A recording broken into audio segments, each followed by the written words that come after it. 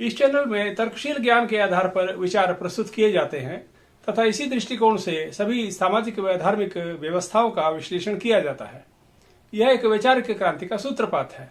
यह एक नई विचार श्रृंखला का प्रारंभ है। हम पहले हिंदू धार्मिक व सामाजिक प्रथाओं का उसके समाज पर प्रभाव जानेंगे।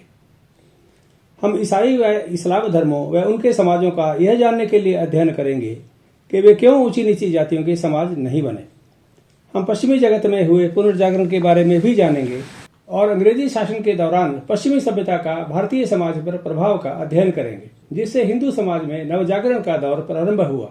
हम 21वीं सदी में हिंदुओं द्वारा जाति प्रथा समाप्त करने के प्रयासों का अध्ययन करेंगे और जानेंगे कि यह प्रथा किस प्रकार समाप्त होगी। मैं आशा करता हूं कि यह चर्चा हिंदू समाज को समग्रता का संदेश देगी और विशेषकर युवा पीढ़ी के लिए शिक्षाप्रद होगी।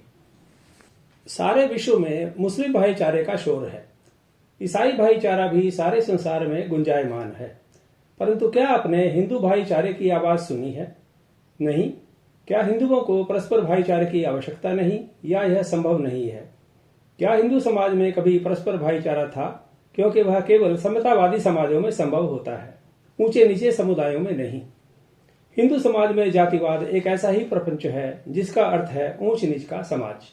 महाराष्ट्र में पुणे के पास भीमा कोरे गांव में 1 जनवरी 1818 को एक भयंकर लड़ाई लड़ी गई, जिसमें ब्राह्मण पेशवा बाजीराव की मराठा सेना अंग्रेजी सेनाओं से हार गई। अंग्रेजी सेना में शूद्र महार जाति के सैनिक भी थे। इस जीत पर सारी महार जाति ने सारे महाराष्ट्र में बड़ी खुशियां मनाई, जैसे उन्होंने मिलकर सारी मराठा जाति को हरा दिया हो और कि इसके बाद महाराष्ट्र में उनका शासन स्थापित होगा। वस्तुतः यह संघर्ष एक शूद्र दलित जाति का ब्राह्मण क्षत्रिय गठजोड़ पर विजय का प्रतीक था, जो भारत के इतिहास में एक विरली घटना थी, क्योंकि सनातन धर्म के समाज में शूद्रों को कभी एक सैनिक बनने का सम्मान नहीं मिला था।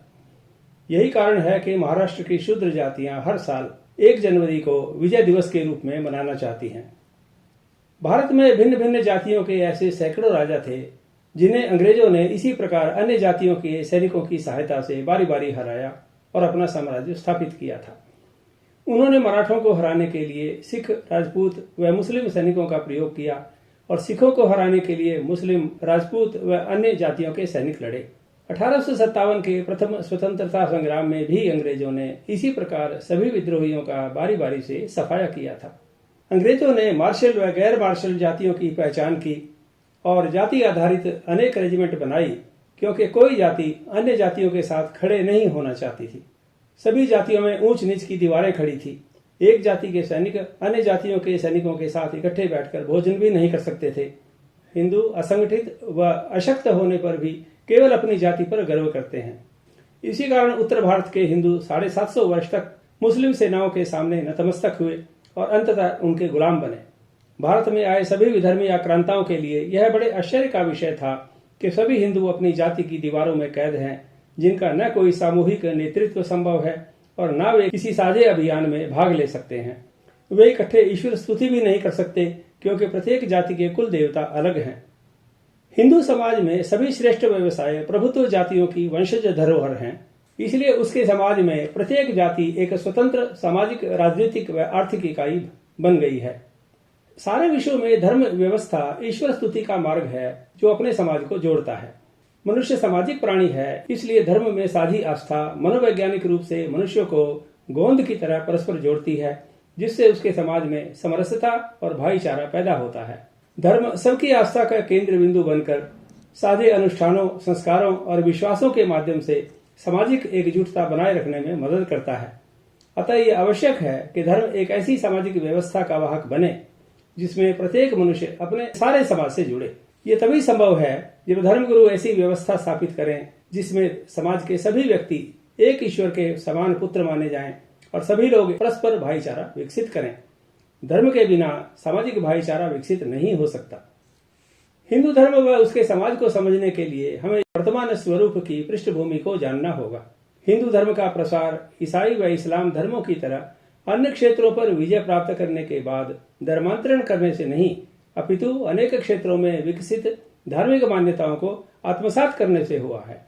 इससे भिन्न कबीलाई आस्थाएं समाहित होकर हिंदू आस्था का अंग बनी हैं, इसलिए उनका स्वरूप स्थानीय है, सार्वभौमिक नहीं। इसी कारण इसकी धार्मिक मान्यताओं में क्षेत्रीय विविधता पाई जाती है।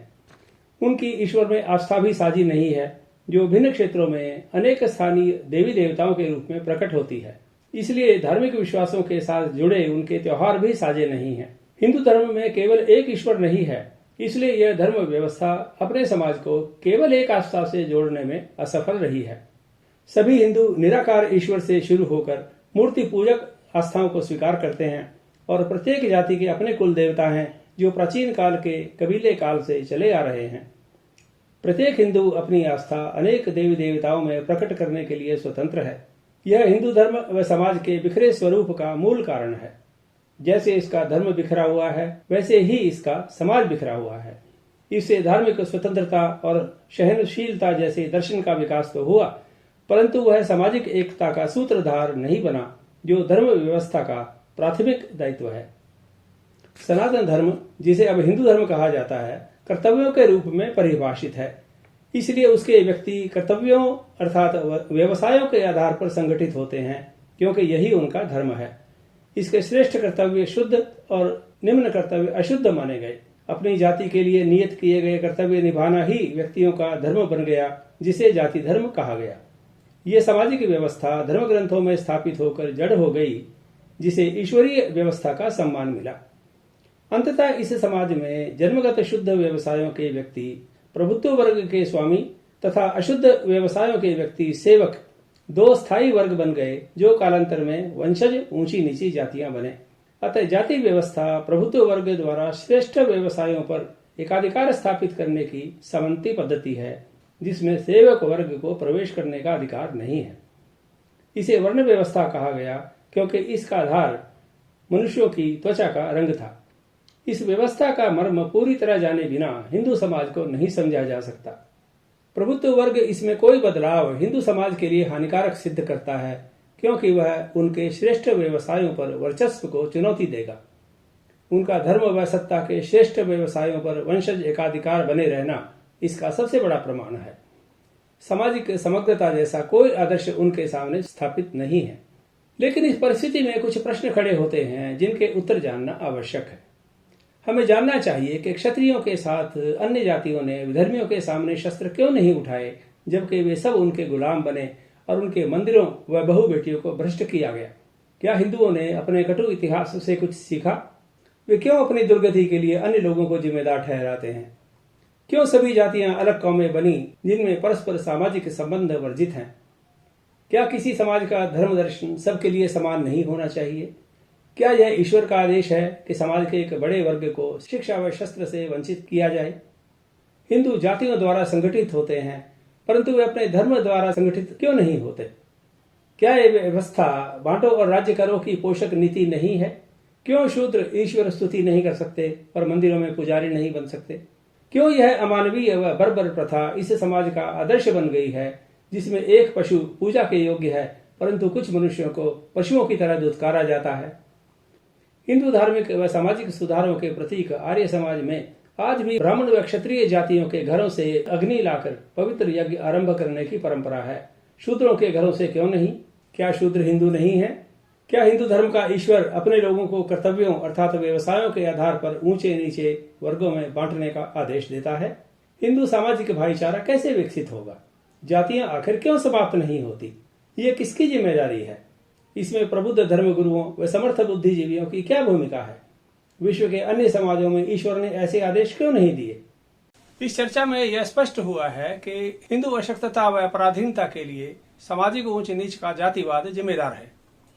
हम अगले एपिसोड में जाति प्रथा के उदय की विस्तार से चर्चा करेंगे। धन्यवाद।